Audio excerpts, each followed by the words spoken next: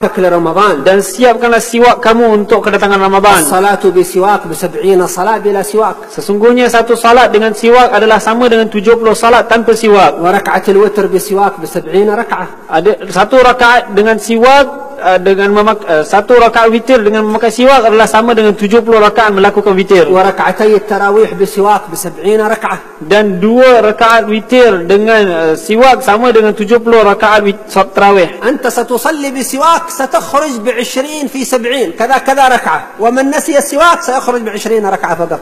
Kalau kamu keluar daripada salat dengan siwak dan sebagainya, maka kamu akan dapat 20 dan kemudian 70. Tetapi kalau mereka yang tidak dapat pakai siwak, maka dia keluar dengan 20 sahaja. فرمضان موسم الربح مع الله سبحانه وتعالى. Maka Ramadan inilah satu bulan yang mana kita mengambil untung dari Allah. يربح المسلمون أرباحا عظيمة في رمضان. Orang-orang Islam mengambil untung yang besar sekali di dalam Ramadan. أرباح أخروية باقية. Untung akhirat yang mana kekal abadi. إذا دخلت السوق أو مررت في السوق Atau apabila engkau melalui pasar atau shopping center ataupun kamu masuk ke dalamnya, فلا تنسى ذكر السوق. maka janganlah lupa dengan zikir masuki pasar. لا إله إلا الله وحده لا شريك له له الملك والحمد يحيي ويميت إلى آخره.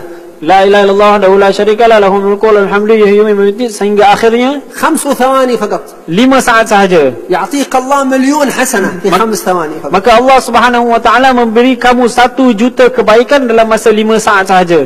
وفي رمضان 70 مليون لأن العمل يضاعف إلى 70. Dan di dalam Ramadan Allah Subhanahu wa taala menggandakan sehingga 70 juta sebagaimana yang Allah Subhanahu wa taala gandakan 70 kali di dalam bulan Ramadan. إذا كنت لا تريد دخول السوق في رمضان، kalau kamu tidak mahu masuk pasar di dalam bulan Ramadan, فقط ادخل لأجل تقول هذا الذكر وارجع مرة أخرى، لأنه هذا الذكر خاص ثوابه في السوق. maka apa yang kamu lakukan, masuk pasar kemudian baca zikir ni kemudian keluarlah, kerana zikir ini ada rahsia khas yang khusus sekali di dalam bulan Ramadan. لأن كل ثواب ليس ثواب العمل الآخر. Kerana setiap pahala yang kita dapat daripada satu-satu amalan bukanlah seperti amalan yang lain.